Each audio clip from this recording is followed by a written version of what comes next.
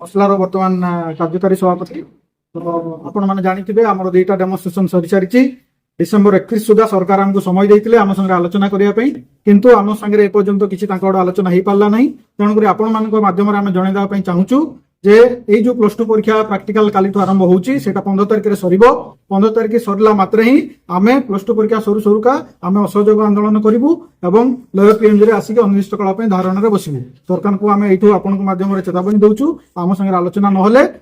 15 तारिख परठू से जानतु समस्त ओडिशार समस्त अध्यापक अध्यापिका माने लोयर पीएमजी आसिक अनिर्दिष्ट काल बसबे। जितेंद्र कुमार साहू इंग्राजी उत्तर वसुला निर्वाचन में प्रतिद्वंदिता करता सभापति आपण मन जरिए समग्र राज्यवासी को मो इंग्राजी आमर मुख्य दाबी गुड़िक अत्यंत सरल एवं न्यास प्रथम तो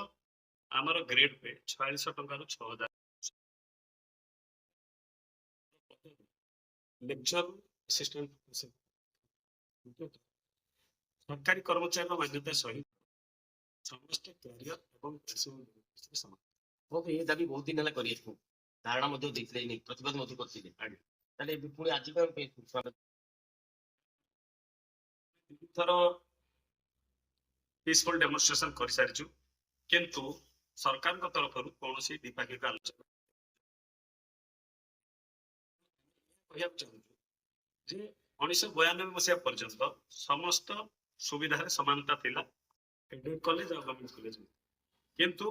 दीर्घ 24 वर्ष पर 2016 रिक्रुटमेंट प्रोसेस पुनरावृत्ति होता से दिन थर वैषम्यता सृष्टि आम अंडर ग्रेजुएट और पोस्ट ग्रेजुएट स्टूडेंट पाठ पढ़ाऊँ किंतु आमको स्कूल शिक्षक मान्यता दि जाऊँगी जोटा आम पदमर्यादा बहुत बड़ा असम्मान एवं कुठा आपण जरिए आम सरकार को दृष्टि आकर्षण करने चाहूँ जे आमर न्यायसंगत दाबी गुड़ी को यथाशीघ्र निरपेक्ष भाव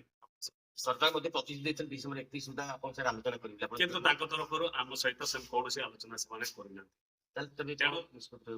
आमर आंदोलन और आम संघर्ष पुणी जारी रहा विल नॉट बी साइड के 15 तारिख पर जनवरी 15 तारिख पर आम अनिर्दिष्ट काल आमर आंदोलन आहरी तीव्र जनवरी 15 तारिख पर आम पुणी आम आंदोलन सरकार आंदोलन इफेक्टिव रिप्रेजेंटेशन में पीसफुल डेमोन्स्ट्रेशन में आम लीगल एंगल भी आम केस कर जदि एथर सरकार नसुन कौन धारणा अनिर्दिष्ट अनिर्दिष्ट काल आम आंदोलन आहरी तीव्र